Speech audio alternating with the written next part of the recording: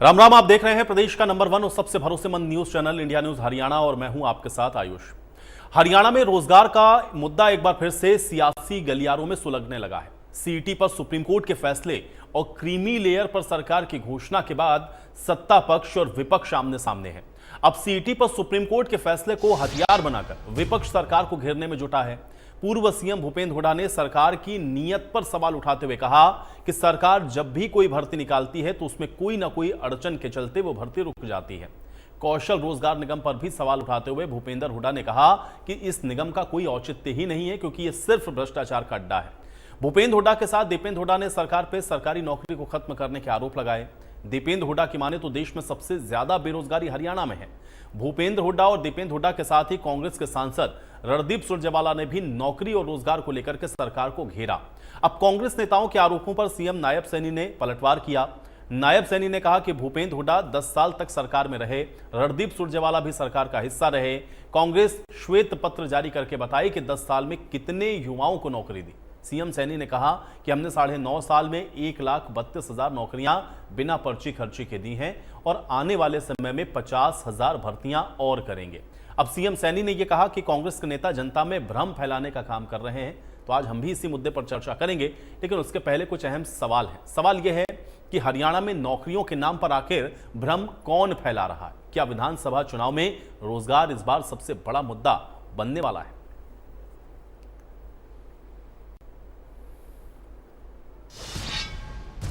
सरकार की नीयत ठीक नहीं है।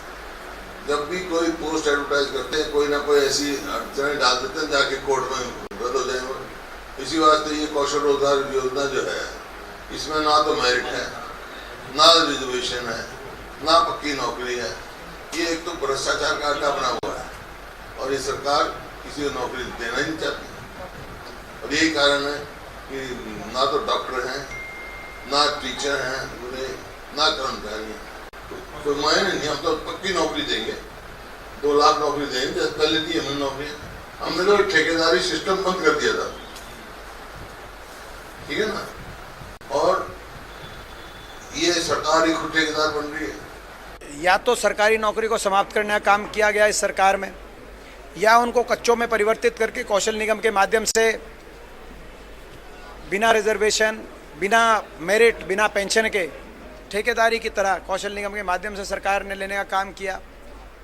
या आपने देखा होगा जो भर्तियां निकली भी वो भर्ती घोटाले और पेपर लीक घोटाले इतने हुए, 30 के लगभग पेपर लीक घोटाले हुए हरियाणा के अंदर।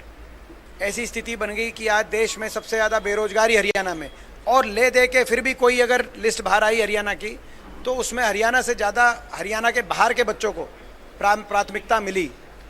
ऐसी स्थिति इनकी 10 साल रही है। देश में सबसे ज़्यादा बेरोजगारी हरियाणा का नौजवान आज फेस कर रहा है। ये भर्ती रोको गैंग असली में खुद भाजपा सरकार है, क्योंकि ये बच्चों की भर्ती नहीं करना चाहती।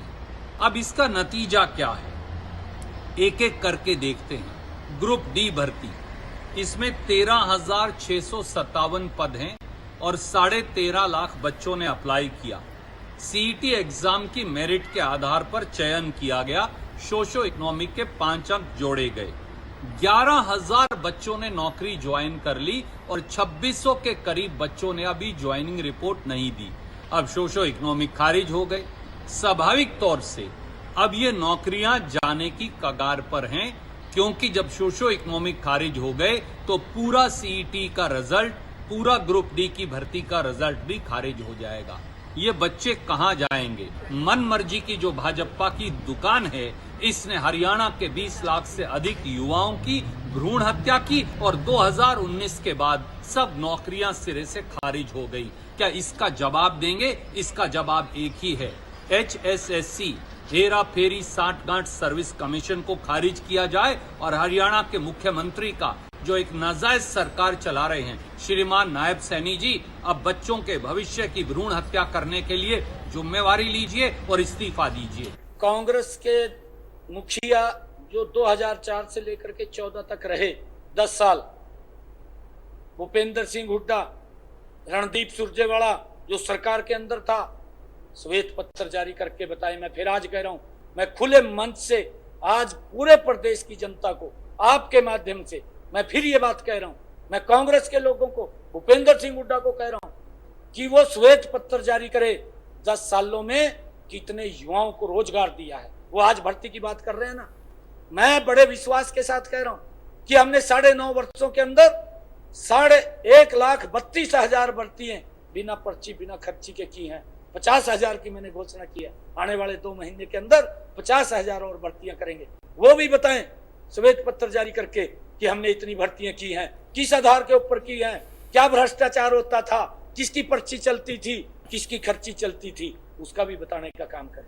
ये हमारे कांग्रेस के एक ऐसे नेता हैं जिसको जानकारियां भी अधूरी रहती हैं और वो एकदम से कोई भी निर्णय आता है उस निर्णय की जड़ों में जाने की बजाय तुरंत एकदम भ्रम की स्थिति और झूठ फैलाने का काम करता है। और उस व्यक्ति ने, मैं हैरान इस बात से हूं कि वो बुद्धिजीवी भी बनता है, परंतु किस प्रकार से वो एकदम से उतावला हो जाता है। ट्वीट करके सुरजेवाला साहब ने ये आरोप लगाए हैं। उन्होंने कहा कि ग्रुप डी में 13,50,000 अभ्यर्थियों ने रजिस्ट्रेशन किया और जिसमें 13,657 कुल पद थे। बिल्कुल ठीक कहा, हम इसका विरोध नहीं कर रहे हैं, परंतु मैं उसको बताना चाहता हूं कि 13,50,000 अभ्यर्थियों ने इसमें रजिस्ट्रेशन किया। 9.5 लाख युवाओं ने पेपर में उन्होंने सीईटी का पेपर दिया और 4,20,000 युवा ने क्वालिफाई किया। तो कुल मिलाकर के रोजगार को लेकर के सवाल है और रोजगार आप देखते हैं कि हमेशा से एक बहुत बड़ा मुद्दा रहा है, चाहे आप प्रदेश के लिहाज से बात करें या देश के लिहाज से बात करें। तो अब लोकसभा का चुनाव तो बीत गया है, हरियाणा के विधानसभा के चुनाव मुहाने पर हैं और ऐसे में जो तमाम आप देख रहे हैं आरोप प्रत्यारोप चल रहे हैं उनके मायने क्या हैं, आज इसको समझते हैं। सभी मेहमान हमारे साथ जुड़ गए, पहले उनका परिचय करवा देते हैं। प्रोफेसर विधु रावल जी हैं हमारे साथ, भारतीय जनता पार्टी के प्रवक्ता हैं। विधु रावल जी, स्वागत है आपका इस चर्चा में। बजरंग दास गर्ग जी हैं हमारे साथ, कांग्रेस पार्टी के प्रवक्ता हैं। बजरंग दास गर्ग जी, आपका भी स्वागत। दीप कमल सहारण जी हैं हमारे साथ, जननायक जनता पार्टी के प्रवक्ता हैं। दीप कमल सहारण जी, आपका स्वागत है। और रजत पंजेटा जी हैं हमारे साथ, इंडियन नेशनल लोकदल के प्रवक्ता हैं। रजत पंजेटा जी, आपका भी स्वागत है। विधु रावल जी, आपसे चर्चा की शुरुआत करूंगा। हालांकि आप सुन रहे होंगे, चाहे हम लोग भूपेंद्र हुड्डा को सुने, चाहे हम लोग दीपेंद्र हुड्डा को सुने या रणदीप सुरजेवाला जी को सुने, रोजगार को लेकर के बड़े सवाल हैं। और सीटी को लेकर के जो बात सुप्रीम कोर्ट ने कही, उसके बाद ये सवाल और ज्यादा तेजी के साथ हम लोगों को दिख रहा है कि भाई जो युवाओं का भविष्य है उसके साथ आप लोग खिलवाड़ कर रहे हैं। कैसे इसको देखा जाए? रोजगार एक बड़ा विषय बनता हुआ दिख रहा है। आयुष जी, आपको नमस्कार और आपके माध्यम से इंडिया न्यूज देख रहे सभी दर्शकों को नमस्कार। हमारे जो साथी पैनलिस्ट हैं विभिन्न पार्टियों से, उनको भी नमस्ते। मैं उम्मीद कर रहा हूँ मेरी आवाज ठीक ठाक आ रही है। जी। देखिए, एक कर मैं 4 बिंदुओं पर जो है बात रखना चाहता हूँ और मैं चाहता हूं कि आज की डिबेट जो है रिटोरिक ना होकर फैक्चुअल हो जाए। एक बार चर्चा हो जाए। जो हमारे प्रदेश के मुख्यमंत्री जी ने जो सीधा सीधा आह्वान किया है, भूपेंद्र हुड्डा नहीं कर सकते, तो उस आह्वान को मैं आगे बढ़ाकर बजरंग दास और उनके सहयोगियों के पास ले जाता हूँ। सीधी सीधी चर्चा कर लेते हैं। श्वेत पत्र की बात जो है माननीय मुख्यमंत्री हरियाणा प्रदेश ने कही है और आना चाहिए। इसलिए आना चाहिए क्योंकि अभी हमने जो प्रोमो में देखा आपकी, ये ठीक वही जो झूठ की लत लग गई है कांग्रेस पार्टी को। और लत इसलिए लग गई क्योंकि झूठ बोलकर जो है उन्हें आंशिक सफलता मिली है। अभी ताजी खटाखट झूठ बोलकर जो सफलता मिली है, ये सोच रहे हैं कि वो सफलता ये और जनार्जित कर जाएंगे, जबकि ये नहीं जानते कि वो खटाखट झूठ का जो फटाफट जो पटाक्षेप हो गया, जो पर्दाफाश हो गया, इसके बाद जनता आप पर भरोसा तो छोड़ो, आप पर आक्रोशित हो रहे हैं। खैर, मैं सीधा सीधा जो है विषय पर आज के आ जाता हूँ। भारतीय जनता पार्टी की 26 अक्टूबर 2014 को सरकार बनी थी। हम जिस वातावरण में हमारी सरकार बनी थी, यहाँ पर भर्ती के लिए ये एक ओपन सीक्रेट था। This was not a secret for anybody. Secret वो होता है जिसके बारे में किसी को पता नहीं होता, गुप्त नहीं था। ये खुला मामला था कि जिसकी जेब में खर्ची होगी, जिसके हाथ में पर्ची होगी, उसी की भूपेंद्र हुड्डा की या उसी की ओम प्रकाश चौटाला की सरकार में नौकरी लग सकती है। और इस बात को लेकर इन्होंने कोई छुपाया भी नहीं है। आप पुराने वक्तव्य अगर याद कर लें, इन्होंने जब मेरिट लागू होने के बाद भी जब ये विपक्ष में भी चले गए तो जो है एक बयान, ये हेडिंग बनी कि मेरिट को फाड़ दूंगा, कार्यकर्ताओं के बच्चों को लगाऊंगा। एक पूर्व मुख्यमंत्री जो है वो 10 साल तक तिहाड़ इसलिए भुगत कर आए, 3 बड़े बड़े कोर्टों के अंदर महंगे महंगे वकील भी उनको बचा नहीं पाए, उसके बाद भी अलमारी को पीछे से काटकर हरियाणा का भविष्य जो उन्होंने 32 सोचे चूल्हे बुझाए, उस कारण से वो तिहाड़ भुगत कर आए।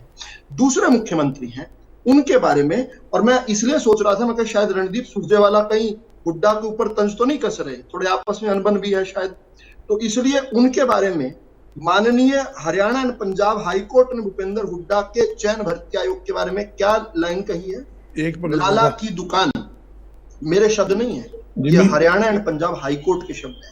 वन मैन आर्मी, और ये क्या कह रहे हैं? मन मर्जी हरियाणा की दुकान। मुझे लगा मन मर्जी उठा लिया, वन मैन आर्मी जो का आदेश था वहां से, और हरियाणा की दुकान इन्होंने उठा लिया, वो जो लाला की दुकान जो हुड्डा के चयन भर्ती आयोग को। एक ओपन सीक्रेट था, ये भी एक सीक्रेट था कि किस प्रकार से भयंकर और भोंडे तरीके का जातिवाद हम देखते थे भर्तियों के अंदर, किस प्रकार से परिवारवाद देखते थे हम, किस प्रकार से अपने लोगों को जो है देने की बात थी। और इसलिए अखबारों की सुर्खियां तब बनता था जब भारतीय जनता पार्टी को लोग के कार्यकर्ताओं को लोग माइक लगा लगा के पूछते थे, अरे तुम्हारे बच्चों को भर्ती नहीं कर रहे, तुम्हें असंतोष नहीं है, और ये कहते थे तुम्हारा पछता ठानिया नहीं मिलेगा, ये मेरिट वेरिट के चक्कर में पड़े।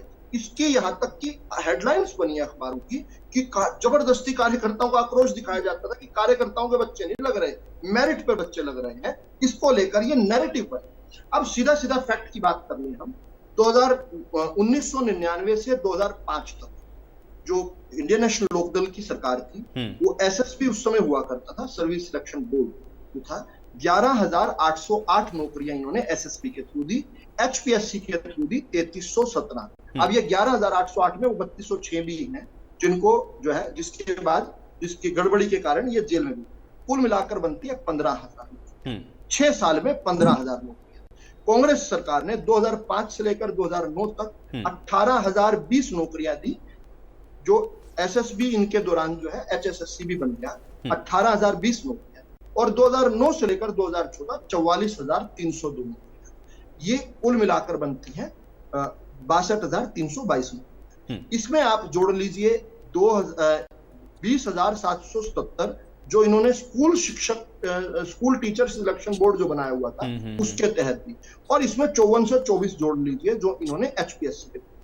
अगर इससे एक भी नौकरी इन दोनों ने मुझसे ज्यादा दी हो, यानी जो मैंने कोट की उससे ज्यादा दी हो, तो मुझे आज की आज नकद के नकद मुझे गलत प्रूव करके जाना बजरंग दास और दूसरे साथी।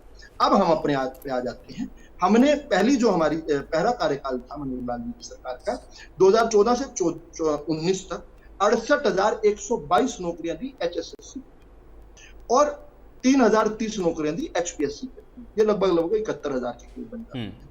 उसके बाद अक्टूबर 2019 से लेकर 2022 का एक जो आंकड़ा है वो है हमारे पूरा ही मैं टोटली कर देता हूँ, 47,000 जो है एचएसएससी के थ्रू और 1,500 अलग अलग तरीके से जो छोटी छोटी भर्तियां होती हैं वो, और 10,909 जो नौकरियां हैं वो अलग। ये कुल मिलाकर बनती हैं 1,32,000, क्योंकि हर रोज छोटी छोटी नौकरी आ जाती है, इसलिए मैं इसको राउंड फिगर में 1,32,000। ठीक है, आपके कहने का मतलब मैं समझ गया। आप ये कह रहे हैं कि आपने इनसे ज्यादा दी हो भाई, ये श्वेत पत्र लेकर के आए। मैं अब इन्हीं से जवाब लेता हूं। गर्ग साहब, एक तरफ तो आप ये कह रहे हैं, केवल एक सेंटेंस और मैं पूरा, यानी उन्होंने दी 6 साल में 15,000, इन्होंने दी 10 साल में, कांग्रेस सरकार ने दी 10 साल के अंदर 86,000। हम अभी पौने 10 साल में 1,32,000 से अधिक दे चुके हैं। अगले एक हफ्ते में 50,000 नौकरियों का शेड्यूल आ जाएगा। अपनी सरकार के दौरान हम 10 साल में कितनी नौकरियां दी, श्वेत पत्र आप ला करके पहले ये बताएं, उसके बाद ये आरोप लगाएं। और अगर आप ये कहते हैं बेरोजगारी में नंबर 1 हो गया तो भी भाई क्या आधार? गर्ग साहब जवाब दीजिए। आयु जी, खाली बेरोजगारी में नहीं, बेरोजगारी में नंबर 1, अपराध के अंदर नंबर 1, और यहां तक कि महंगाई में नंबर 1। हरियाणा का तो भट्ठा बिठाने का काम किया इन्होंने। ये पेपर लीक, 33 से ज्यादा पेपर लीक इस सरकार के अंदर हुए हैं। और यहां तक कि मेरे साथी कहते आयुष जी, मैं टोकना नहीं चाहता, लेकिन ये गलत फिगर लगातार कोट करते हैं। 35 कहते हैं, मैं इनको कहता हूं 20 बता दो, 15 बता दो, 10 बता दो, 5 का नाम दे दो, 5 का नाम केवल। ठीक है विदु रावल जी, अभी उनका समय गलत फिगर गर्ग साहब, ठीक है, नहीं ठीक है। सरकारी पद हरियाणा के हमने, देखो आयुष जी गलत बात है, ये ठीक नहीं है। ठीक है गर्ग साहब, एक सेकंड, अभी अब उनकी बात आने दें। गर्ग साहब इनको बोलो ना बीच में। जहां तक 2 लाख से ज्यादा आज भी सरकारी पद खाली है, हमने यही घोषणा की है, सरकार बनते सबसे पहले सरकारी पद जो है वो सरकारी नौकरियां बेरोजगारों को दी जाएगी। हरियाणा ही नहीं, जहां तक कि देश, नेट के अंदर देख लीजिए, मतलब लाखों लोग या आपके सामने है, ये पेपर लीक घोटाला केंद्र के अंदर भी है, सुप्रीम कोर्ट तक का आपके सामने ये आई है। इन्होंने एक काम और करा, कौशल रोजगार निगम बनाकर जो पढ़े लिखे लोग हैं उनको जो नौकरी देने के बजाय दाढ़ीदार ये मजदूर बनाने का काम हरियाणा में कर रहे हैं। हरियाणा बना के लेते हैं। ये क्या बात कर रहे हैं? ठेकेदार को हटाकर बोर्ड बना दिया तो ये क्या हमने दाढ़ीदार बना दिया? तकलीफ आयुष जी से समझा दो। नहीं ठीक है, लेकिन विदु रावल जी देखिए, आपने जो बातें रखी अब भाई उनका जवाब सुनिए ना। ये कुछ भी पढ़ देंगे क्या आपकी डिबेट में आकर? ये चैनल एक जिम्मेदार चैनल है। नहीं ठीक है भाई, वो एक्सप्लेन करेंगे ना, आप पहले उनको सुनिए, तो ऐसे नहीं होगा ना। नहीं फिर आपके समय में वो भी बोलेंगे, फिर इस तरह हो नहीं पाएगा ना, फिर वो भी बहुत बोलेंगे। एक सेकंड गर्ग साहब, सर सफाई इनसे जरूर मांगो, ये क्या बोली जा रहे हैं? इनको बुला लो ना, इनको बुला लो। क्या आप यहाँ पर झूठ को मत बुलाया क्या? एक सेकंड और किसी को मत बुलाया करो, इसको ठेका दे दो। गर्ग साहब बात रखें, फैक्ट पे बात करें, फैक्ट पे बात करें। फिर आप इसीलिए मैं कह रहा हूं, एक दूसरे को टीका टिप्पणी करेंगे तो ऐसे ही होगा। एक सेकंड, अब आप पर्सनल अटैक ना करें। आप मुझे बताएं भाई, जो प्रश्न था वो ये है कि अगर आप ये कह रहे हैं कि भाई बेरोजगारी में नंबर 1 है, तो उसका कोई डाटा, कोई फैक्ट फिगर रखेंगे कि नहीं रखेंगे? ये कह रहे हैं आप श्वेत पत्र जारी कर दीजिए, आप क्यों नहीं जारी कर? आप बताइए, आपने 10 साल में कितनी नौकरी दी? हम तो बता देंगे, हम हमारे आंकड़े आपके सामने, आज मुख्यमंत्री ने बात करी, ये विशेष पत्र जारी कर देंगे, हम भी जारी कर देंगे। दिक्कत क्या किसी बात की? मैं कहता हूं, इन्होंने नौकरी देने के बजाय, लोगों रोजगार देने के बजाय रोजगार छीनने का बात की है। कोई रोजगार नहीं। आज पूरा देश के अंदर हरियाणा पेपर लीक, पेपर घोटाला, नौकरी घोटाले। तो 1,32,000 तो ये नौकरी इन्होंने दी है, ये कहां से दे दी? 1,32,000 का ये जो आंकड़ा दे रहे हैं, तो वो कहां से दे रहे हैं? तो सरकारी आंकड़ा है ना, सदन के पटल पर रख रहे हैं। ऐसा तो है नहीं कि 1,32,000 है नहीं, उसमें कोई किसी को नौकरी दी नहीं। आयुष जी आंकड़े भी देख लेंगे, जब सारी ने नौकरी दे दी, 2,07,000 सरकारी पद खाली भी पड़े हैं, 4.5 लाख टोटल पद पड़े हैं और 2,07,000 खाली पड़े हैं। आप किसी भी महकमे में जाकर देख लो ना, हॉस्पिटलों में डॉक्टर नहीं, स्कूल में डॉक्टर नहीं, बातें करते हैं ये सरकारी नौकरियां दे दी, लोगों को रोजगार दे दी। ये तो यूं भी कहते थे प्राइवेट सेक्टर के माध्यम से हम 75% हरियाणा को युवाओं को नौकरी दे दी। 75 आदमी का नाम गिना दे, 75 को नौकरी दी हो तो मोदी साहब कहते थे मेरी गारंटी 2 करोड़ युवाओं को आई साल नौकरी दूंगा, दे दी। नौकरी देने के बजाय नौकरी छीनने का काम किया। ये वो सरकार है, युवाओं की भावनाओं के साथ खिलवाड़ करती है और यहाँ तक कि बच्चों का रोजगार छीना है। उनका प्रश्न ये है कि आपके 10 साल में और उनके 9.5 साल के कार्यकाल में इतना अंतर क्यों है? आयुष जी मुझे बताऊं, आज ऐसा हालात हरियाणा में है, मेरे अनिलों के साथी भी आज बैठे होंगे। मैं कहता हूं बेरोजगारी के कारण आज खुलेआम दुकान के ऊपर अपराधी फायरिंग करके मतलब फरोख्ती मांग रहे हैं, बदली मांग रहे हैं। क्यों मांग रहे हैं? आज कल की तारीख है, इन लोगों का बहुत सीनियर नेता, पूर्व चेयरमैन जो था महेंद्र, ठीक है, लेकिन गर्ग साहब ये आंकड़ा आपसे ज्यादा क्यों है? बेसिक प्रश्न पर आते हैं ना। अगर ये कहते हैं कि 10 साल में आपने जो नौकरी दी उससे दुगना इन्होंने दे दिया और अभी भी कह रहे हैं 1 हफ्ते में हम 50,000 और भर्ती करने वाले हैं, ये आंकड़ा आपसे ज्यादा क्यों है? इसका जवाब नहीं देंगे।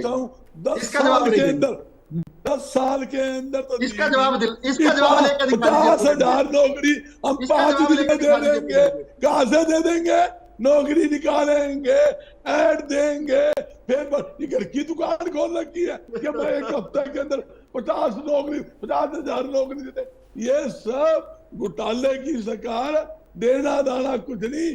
जुमला आयुष जी, मेरा भी समय लेकर आपने जो सवाल पूछा इसका जवाब लेकर दिखा दीजिए। ये झूठे लोग हैं, झूठे लोग हैं और आंकड़ों में फंसते हैं। इनसे किसी प्रकार की मनगढ़ंत कहानियां कितनी गिलवा दो। अरे अपना रोना रोने के लिए थोड़ी आते हैं डिबेट में। आपको तकलीफ है तभी आप कांग्रेस में हैं। तकलीफ इनको हो रही है, आप तकलीफ में हैं इसलिए कांग्रेस में आप। आपकी तकलीफ सुनने नहीं, आपसे डाटा और फैक्ट्स मांगने आए यहाँ पर। आप केवल गालियां दे रहे हैं यहाँ पर बैठ और कुछ नहीं कर रहे आप।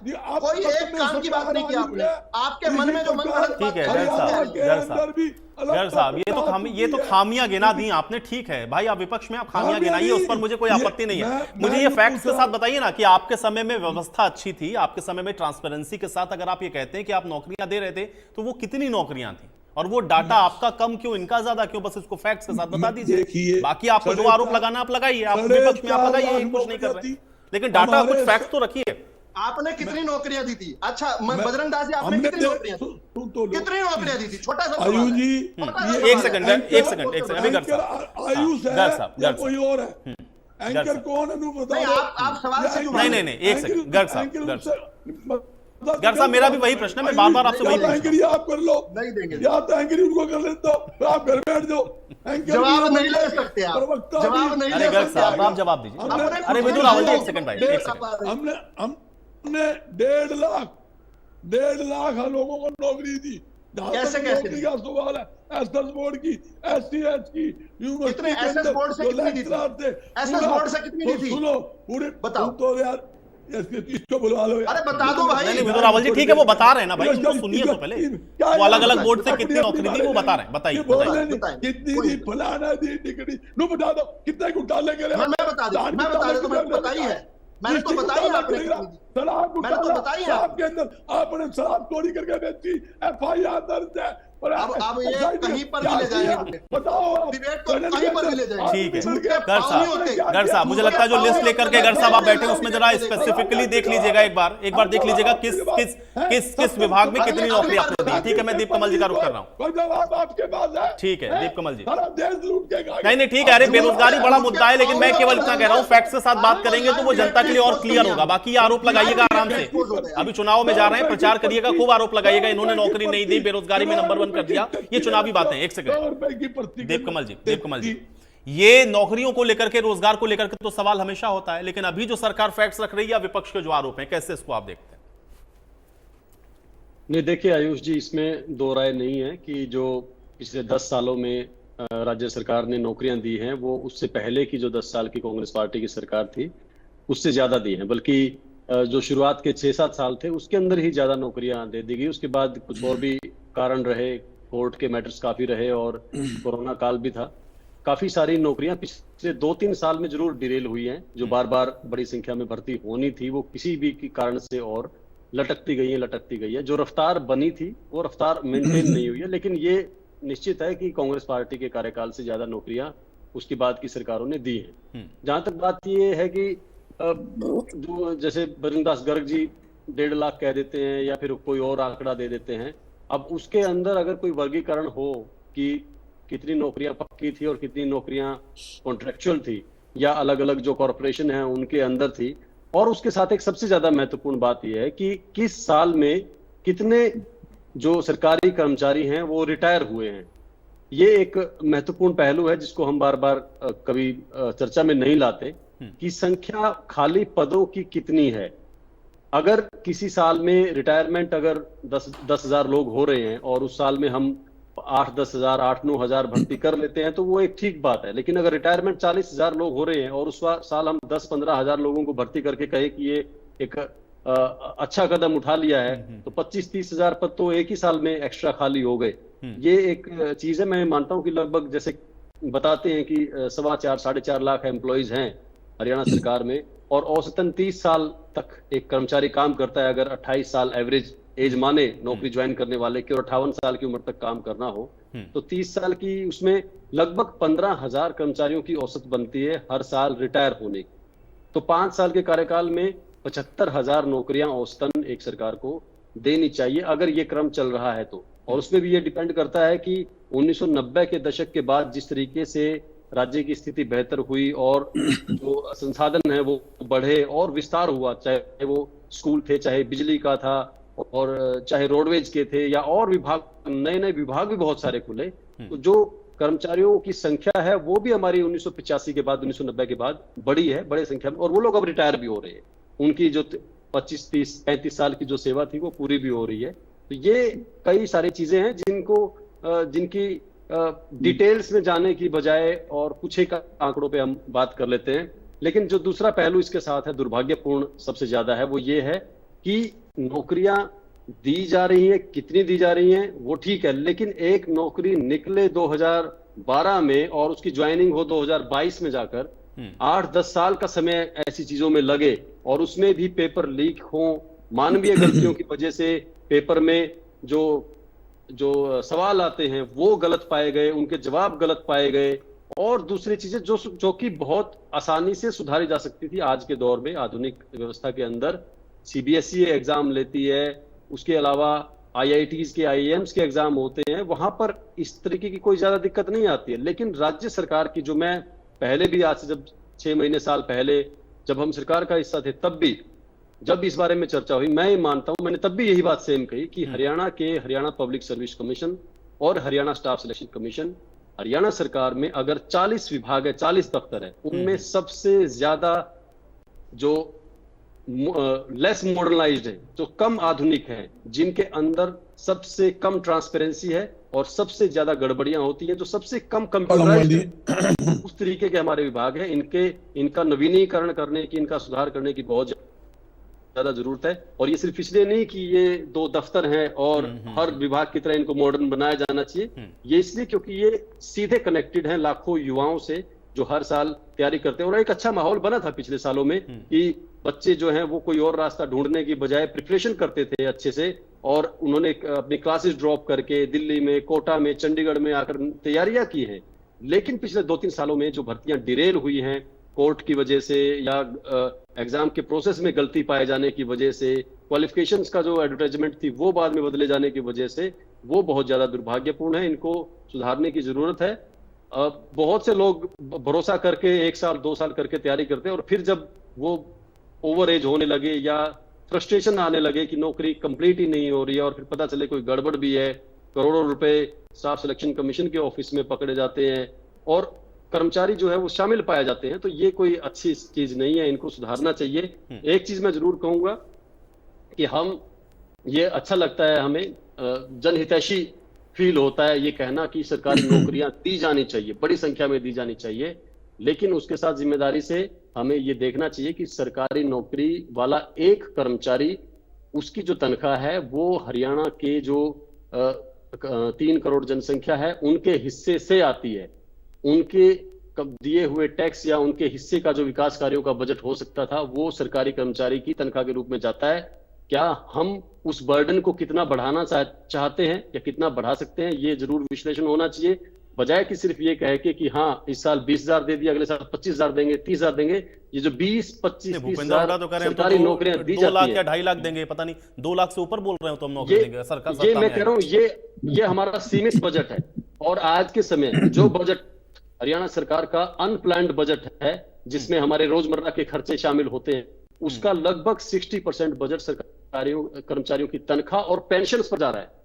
ये भी विकास का एक बहुत महत्वपूर्ण पैरामीटर है जिसकी तरफ ध्यान देना चाहिए। अगर पैसा वहां जा रहा है तो कहीं ना कहीं से घट रहा है पैसा, और एक कर्मचारी 70-80 हजार से लेकर 2.5-3 लाख रुपए तक तनख्वाह लेता है तो वो बहुत से लोगों के हिस्से से वो पैसा जमा होकर वहां होता है, उनके अकाउंटेबिलिटी। आपने बहुत टेक्निकल बात कही है, लेकिन मुझे लगता है पॉलिटिकली इतना टेक्निकल, मुझे लगता है कि अगर ये बात कहें लोग या कहने का इतना गट्स हो तो मुझे लगता है कि राजनीति का विषय ही ना हो। लेकिन ठीक है, अब हो रही है राजनीति तो चर्चा करते हैं। पंजेटा जी कैसे देखते हैं, क्या सिर्फ आपको लग रहा है कि एक राजनीतिक मंशा की वजह से इस तरह के प्रश्न हैं, या वाकई में कुछ समस्याएं हैं जिस वजह से विपक्ष कह रहा है कि भाई देखिए बेरोजगारी में हरियाणा नंबर 1 हो गया, लोगों को आप रोजगार नहीं दे पा रहे हैं? कैसे देखते हैं आप इसको? आयुष जी, देखिए बड़ी स्वाभाविक सी बात है, जिस तरीके से जनसंख्या भी बढ़ रही है उस हिसाब से रोजगार के जो अवसर हैं उन्हें सृजित करना सरकार की भी जिम्मेवारी बनती है।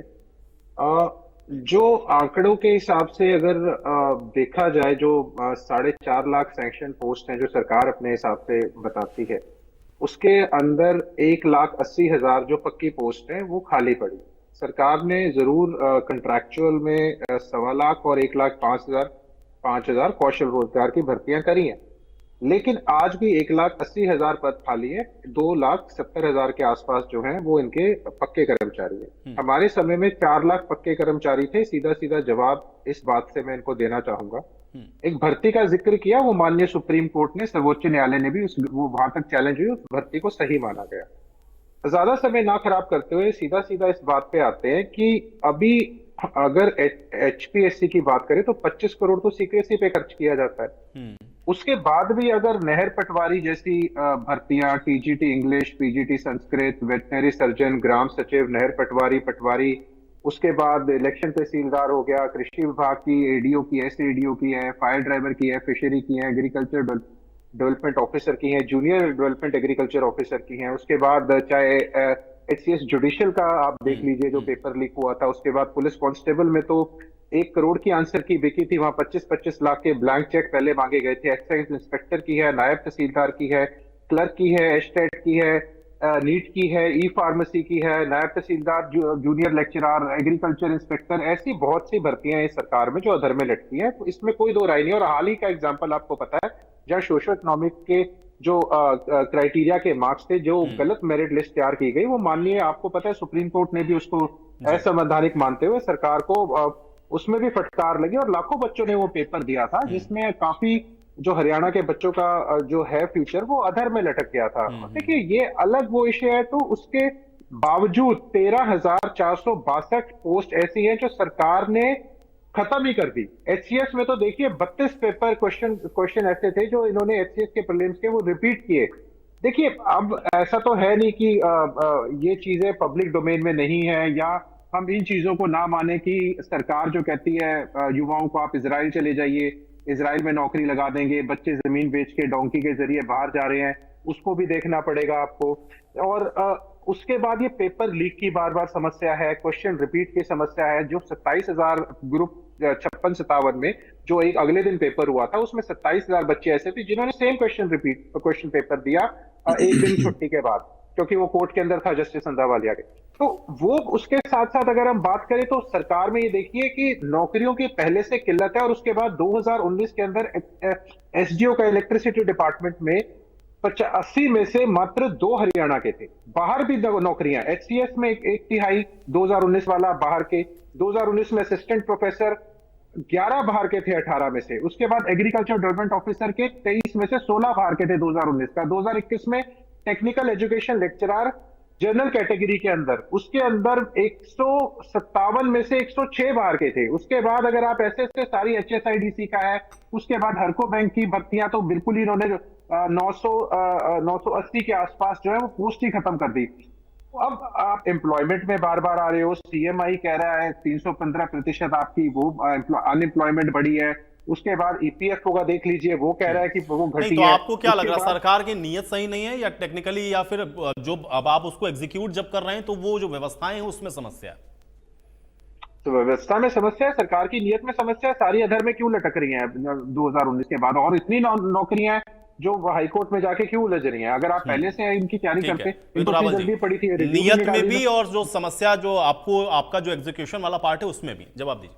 एक बात और इनसे ये पूछिए कि जो डेटा है NCRB का, उसमें 51 बच्चे रोज सुसाइड कर रहे हैं, उसका थोड़ा प्रकाश डालिए। ड्रग ओवरडोज से बच्चे मर रहे हैं। हरियाणा का सुसाइड रेट नेशनल एवरेज से ज्यादा है। उसको आप बेरोजगारी के साथ भी जोड़ रहे हैं, ठीक है, समय इतना नहीं मिल पाएगा। इस पर भी एक अलग डिबेट हो सकती है। देखिए ये जो एग्जीक्यूशन को लेकर बात है ना जी, एग्जीक्यूशन जो है वो निरंतर उसमें सुधार होने की आवश्यकता रहती है। क्यों रहती है मैं बताता हूँ। एक अपने पैनलिस्ट ने, मैं शायद JJP दीप कमल जी ने ये बात को कहा कि रफ्तार बनी थी वो डिरेल हो गई। अब ये डिरेल क्यों हो गई? ये आधी बात तो है कि डिरेल हो गई। ये डिरेल अगर ये एक परसेप्शन बन रहा है कि बहुत तेजी से रफ्तार बनी थी और ये मतलब एक न्यूट्रल वॉइस इस तरह की आ रही, तो डिरेल क्यों? डिरेल इसलिए हो गई क्योंकि एक बहुत बड़े जो षड्यंत्रकारी लोग थे वो बर्दाश्त नहीं कर पा रहे थे कि हरियाणा के युवाओं को नौकरी क्यों मिल रही है। उनके शासनकाल में जिस प्रकार से खुलेआम कहा जाता था, और मैं इसलिए कह सकता हूं, ये इस बात को आपके दर्शक रिलेट करेंगे। नेता गांव में जाता था और कहता था 500 नौकरियां लगवा दी मैंने, अब की बार मुझे वोट नहीं दोगे क्या? ये 500 नौकरियां, भाई अगर वो कोई फैक्ट्री, कोई उद्योग, कोई कारखाना खोल दे, सृजन करे नौकरियों को, तो मैं मान लूं कि भाई 500 नौकरी उन्होंने लगा दी। 500 पात्र लोग जो लगने थे, उसकी बजाय नेता अपना इन्फ्लुएंस लगाकर, कहीं पैसा लेकर या कहीं सिफारिश लगाकर अगर 500 नौकरियां लगा देते, ये कोई झूठ नहीं है, ये दर्शक आपके इसको तस्दीक कर देंगे, मैं उनके लिए बात करता हूं ज्यादा। तो ये डिरेल क्यों हो गई? क्योंकि कुछ लोगों को बहुत जबरदस्त तकलीफ हुई, जिनका अपनी सत्ता के समय कांग्रेस वालों का जो धंधा चला करता था, वही लोगों ने जो है वो धंधा तो रुका, इसके अलावा किस प्रकार से बेहतर काम करने की बात, और ये जनता के बिल्कुल नीचे तक गया परसेप्ट है। शायद कई चीजें हम अपनी बात एक्सप्लेन करने में सफल नहीं हो पाती है, लेकिन ये रोजगार वाला विषय जो है कि भाजपा ने गरीब को रोजगार का अधिकार दिया, ये हम जितनी दूर नीचे तक पहुंचाना चाहते हैं उससे भी नीचे तक गया। और एक बड़ा जबरदस्त जो है भारतीय जनता पार्टी के प्रति जो है एक आकर्षण और एक बात, यार इन्होंने नौकरियां बड़ी ईमानदारी से, गरीब को नौकरी का अधिकार दे दिया। अब तक क्या था कि किसी को सिफारिश चाहिए।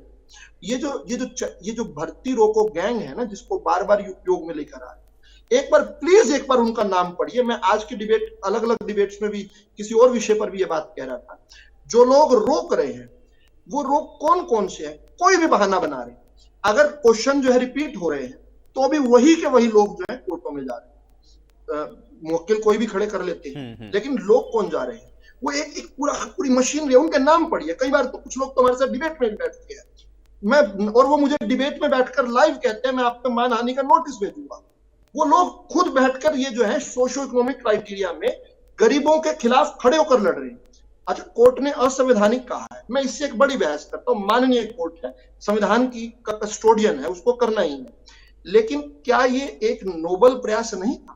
एक गांव में 7 नौकरियां, और 7 के साथ एक ही घर में, जिस घर में आज तक नौकरी नहीं है, उसको अगर थोड़ा सा आगे बढ़ाया जाए, केवल 5 नंबर का उसको अगर एडवांटेज दिया जाए, तुम आप जो है 1,80,000 से कम आपकी इनकम भी है, आपके घर में एक नौकरी भी नहीं है, आप फादरलेस भी है, अगर आपको 5 नंबर, ताकि आपके भी घर में एक चिराग जले, ताकि उसके बाद आप और लोगों को बढ़ाए, मुख्य धारा में जुड़े। क्या एक नोबल प्रयास नहीं था? इस पर स्वतंत्र चर्चा होनी चाहिए। लेकिन बात क्या है कि जिस प्रकार देश के अंदर हर अच्छे काम पर हमारा जो ये विपक्ष जो इतना नेगेटिव है, और जनता को समझ आई ये बात, इसलिए विपक्ष में ही रह गया, सत्ता पक्ष तक नहीं पहुंच पा रहा। ये लोग जो है हर प्रकार से प्रयास कर रहे हैं। अब ये कहते हैं 2 लाख नौकरियां दे देंगे, और आपने ये सवाल शायद कांग्रेस की बजाय किसी और से पूछा। देखो, nothing is impossible for the person who does not have to do it himself. जिसने कुछ भी करके सत्ता में आना है, जिससे सत्ता का जो विलाप है वो झेला नहीं जा रहा है, और इसलिए वो लोग तो कुछ भी करेंगे, ना नो मन तेल होगा, ना राधा नाचेगी। और जब आ जाते हैं सत्ता में, तो जैसे हिमाचल में कह रहे थे कि भाई 1500 रुपए देंगे सबको, अब हिमाचल वालों ने बता देना खटाखट को 8500 को क्यों हिमाचल वालों ने इग्नोर कर लिया? क्योंकि वहां 1500 नहीं मिल रहे हैं, इसलिए उन्हें पता कि 8500 भी नहीं मिलने, इसलिए 4 की 4 सीटें भाजपा को। यहां पर ये नहीं, लेकिन विदुर रावल जी, भाई उनका ये भी कहना ना कि आपके समय में पद भी तो ज्यादा खाली है ना, आप उस प्रपोर्शन में तो उसको भर सकते हैं ना। सर, एक और आंकड़ा दिया था इन्होंने कहा था 5 साल, और कंपैरेटिव उस पे एनालिसिस था कि 15,000 प्रति वर्ष लगेंगे, तो 5 साल में 75,000 लगे। मैंने आपको आंकड़ा दिया, लगभग पहले हमारी टेन्योर में 72,000 के करीब लगे। अब 60,000 अब तक लगी है, 50,000 और 1,10,000 का हम टारगेट लेकर चल रहे हैं। तो वो जाकर हमें लगने वो एक हफ्ते में आप कैसे करेंगे? ये भी इस पर भी प्रश्न है कि भाई वो कैसे एक हफ्ते में करेंगे, उसका नोटिफिकेशन करके आप कैसे? ये बड़ा अच्छा सवाल है आयुष जी, और ये सवाल आपके अलावा विपक्षों ने भी पूछ लिया।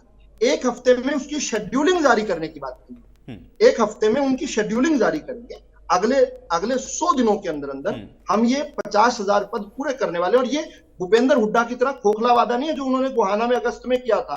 बोले मैं 50,000 नौकरियां दूंगा, और अगस्त से लेकर अक्टूबर तक एक भी नौकरी नहीं दी, एक भी नहीं दी। मैं जल्दी से एक और विषय पर आ जाता हूं जो वो और उठाया था इन्होंने, HKRN का। अब देखिए, ये एप्पल और ऑरेंजेस को कंपेयर करते हैं। HKRN को क्या कह रहे हैं? HKRN क्या है? एक ठेकेदारी व्यवस्था होती थी, ठेकेदार को ठेका दे देते थे, तो जिस मर्जी को लगा उसी को तनख्वाह जाती थी, वही तनख्वाह के बांटता था, दे या ना दे उसकी मर्जी।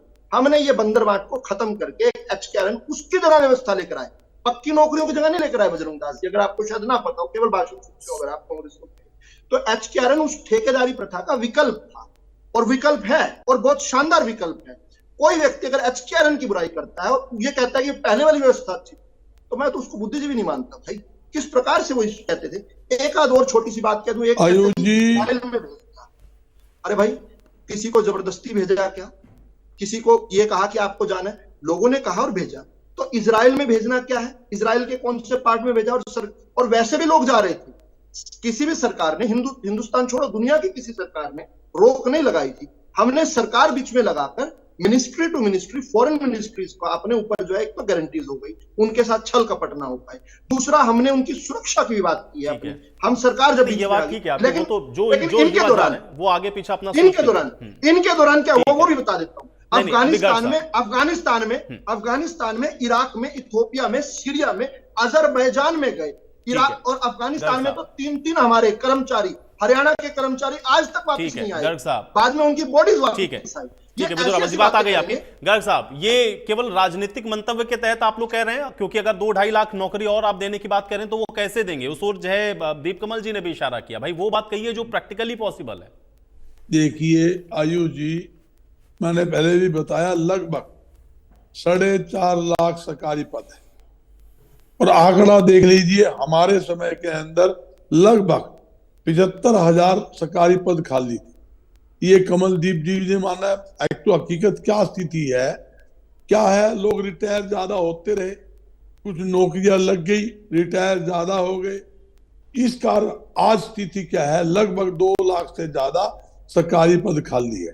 तो हमने ये घोषणा की है, जो सरकारी पद खाली है उसकी हम पक्की भर्ती देंगे, उन लोगों पर पूरी जो सरकारी नौकरी देंगे।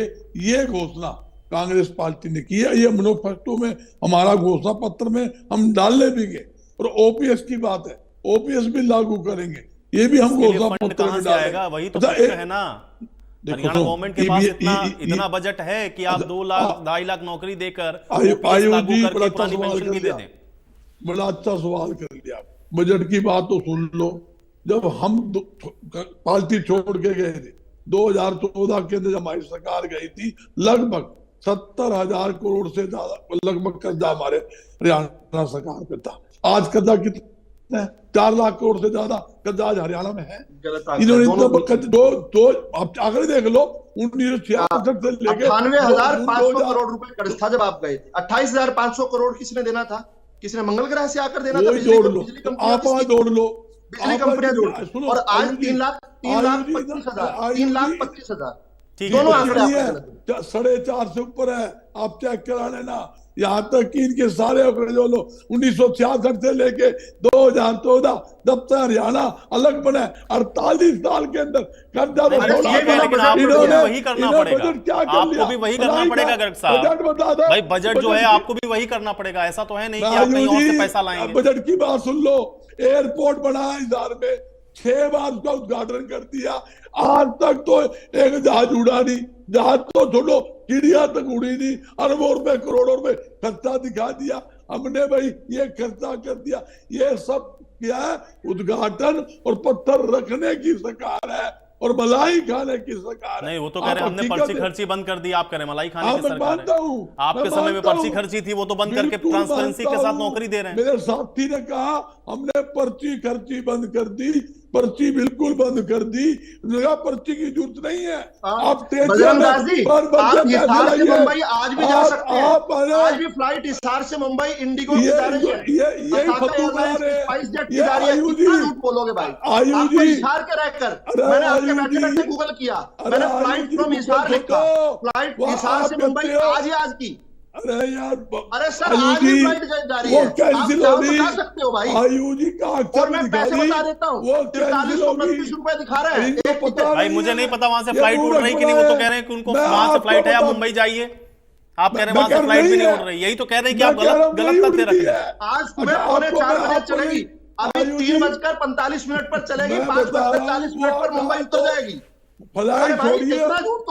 चलिए अब वो कह रहे हैं फ्लाइट छोड़ दीजिए, रावल जी वो कह रहे हैं फ्लाइट छोड़िए। आपको एक मिनट आयुष, रिकॉर्ड की एक लाइन, ठीक है इन्होंने बदल जी, एक हिसाब लाइन। से गर्ग साहब एक सेकंड, अभी हिसार की बात आगे जरा एक सेकंड। बस एक लाइन मैं आ रहा हूँ, एक सेकंड में अभी आ रहा हूँ, बस एक बात आ जाए। ये बता रहा हूँ, इन्होंने मुझे हिसार की बात बजरंग जी सुनो तो एक बार, बजरंग जी बस एक लाइन तो दे दो, बस मुझे एक लाइन। मुझे उम्मीद नहीं थी कि विदु रावल जी ऐसी गलती करेंगे, लेकिन जहां हिसार लिखा है उसके नीचे छोटे अक्षरों में दिल्ली भी लिखा है। वो दिल्ली से मुंबई की फ्लाइट है, हिसार से कोई फ्लाइट ऑपरेशनल नहीं है। एक आज से 2 साल पहले हिसार से चंडीगढ़ के छोटे विमान चले थे, लेकिन वो फिजिबल नहीं हुए, वो खर्चा नहीं निकाल पा रहे थे, तो वो बंद हो गए। इस अप्रैल से जरूर MOU हुए थे गो एयरलाइंस के साथ, वो अब इस सरकार ने, नए मुख्यमंत्री जी ने आके नए MOU किए हैं अपने नाम से, और कमल गुप्ता जी जो सिविल एविएशन मिनिस्टर, उनको भी अपने साइन चाहिए थे, तो वही दोबारा से किए हैं। अब उम्मीद है कि 2-3 महीने में फ्लाइट शुरू हो जाएगी। कमल भाई ने सही बताया, लेकिन मैं यही बताता हूँ, मैंने खुद टिकट बुक कराई थी हिसार से चंडीगढ़ की, उन्होंने टिकट बुक करा दी, और बाद में क्या हुआ, खड़े टाइम वाला जो फ्लाइट कैंसिल होगी, और मुझे मेरी चंडीगढ़ मीटिंग थी, हमरा गाड़ी लेके तेज भगानी पड़ी, वहां जाकर मसाई मीटिंग में पहुंचे। ऐसी स्थिति तो यहाँ है, आज पूछ तो लो। उन्होंने जब उद्घाटन 6ठी बार मुख्यमंत्री जी भी किया 4 दिन पहले। ठीक है, आप वो कह रहे हैं कि वो जो पैसा है बजट का वो आप नौकरियों पर खर्च करेंगे। ठीक है दीप कमल जी, क्या ये फिजिबल है? क्योंकि भाई वादे तो होंगे ना, आप भी जाएंगे चुनाव में दीप कमल जी, तो आप भी कहेंगे हम इतना नौकरी देंगे, हम ये करेंगे। भाई कैसे होगा ये? क्या रोजगार मुद्दा है और सही आंकड़े क्या है फिर? अगर क्योंकि सरकार करी, हमने तो दिया, सबसे ज्यादा नौकरी दी। नहीं देखिए, ये तो एक बात ठीक है कि हर पार्टी चुनाव से पहले बड़े बड़े वादे करती है, और हर क्षेत्र के वादे करती है, सिर्फ एम्प्लॉयमेंट नहीं, चाहे किसानों के लिए हो, चाहे कर्मचारियों के लिए हो, चाहे बाकी जातिगत रूप से हो, फायदा पहुंचाने के लिए बात करती है।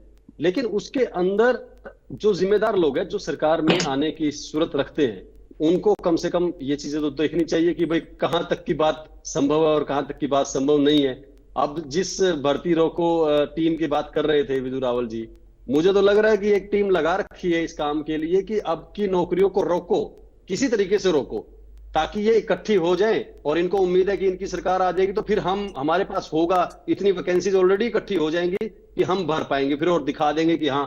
लेकिन उन सारी बातों में प्रदेश का हित का, और मैं ये नहीं कह रहा हूं कि भर्ती रोकने वाले जो काम कर रहे हैं युवाओं का नुकसान करके या व्यवस्था को डिरेल करके, लेकिन उस दौरान जो व्यवस्था में कमियां हैं, कैसे एक पेपर लीक हो सकता है, कैसे पेपर सेट करने वाला क्वेश्चन ही गलत डाल सकता है, या 4 ऑप्शनों में से 2 ऑप्शन 3 ऑप्शन ठीक हो, ये कैसी चीजें पॉसिबल है आज के समय में? और क्यों हो रही है ये इस वजह से हो रही है क्योंकि जो हमारे दोनों संस्थान हैं भर्ती करने के, वो आधुनिक नहीं है। ट्रांसपेरेंसी के नाम पर या सिक्रेसी के नाम पर उसके अंदर इतनी ज्यादा दिक्कतें हैं कि वहां कर आप सुधार नहीं सकते आसानी से। वहां पर जो सेक्रेटरी बैठते हैं या IAS जाते हैं, वो भी, उनके भी हाथ बंधे हुए होते हैं। और सरकार भी कहीं ना कहीं एक कोशिश तो ये तो जरूर है कि हाँ चीजें ऑनलाइन हो जाए, जो ह्यूमन इंटरफेरेंस है वो कम से कम हो जाए, लेकिन स्मार्ट लोग उसमें भी उससे आगे हैं। वो उसके अंदर जैसे हमने नीट के एग्जाम में देखा, अब जो नेशनल टेस्टिंग एजेंसी है NTA, वो उससे बेहतर व्यवस्था तो नहीं होगी ना हमारे पास, वो व्यवस्था भी लोगों ने फेल कर दी। हमारे देश में तो वो तो डाल में पात वाला काम है, लेकिन इसका आउटपुट गलत हो रहा है, वो अच्छी चीज नहीं है। हाँ, जहां तक आपने जो मूल सवाल था कि भाई वादे करते हैं हम चुनाव से पहले या और वो चीजों में, उसमें फर्क ये होता है, जो एक मैं कभी सुनाया था किस्सा भूपेंद्र सिंह हुड्डा जी वाला, कि जिसकी भैंस गुम हो गई हो, जिसको सत्ता चाहिए हो, वो हर कोई वादा करने को तैयार होता है, वो सब कुछ देना चाहता है। क्योंकि तो मुझे लगता है देव कुमार जी, हरियाणा की जनता पे मैं छोड़ देता हूं, क्योंकि हरियाणा की जनता बहुत समझदार है, वो अपने नीर विवेक से ये फैसला करेगी कि सही मायने में उसके लिए बेहतर क्या है। शुक्रिया आप लोगों ने समय निकाला, जिस चर्चा का आप लोग हिस्सा बने। तो रोजगार बहुत बड़ा मुद्दा है, ये किसी भी प्रदेश और किसी भी देश के लिए बहुत बड़ा मुद्दा है, लेकिन सवाल इस बात का है कि जो लोग रोजगार देने की बात अभी कह रहे हैं, जो लोग ये कह रहे हैं कि हमने रोजगार दिया है, उन सब का फैसला जनता को करना है कि आखिर सही मायने में उनके लिए बेहतर विकल्प क्या है, या उनको सही मायने में जो बेहतरी की ओर है वो कौन सी सरकार ले जा रही है, ये तय आपको करना है। आज बड़ी बहस में मेरे साथ फिलहाल इतना ही।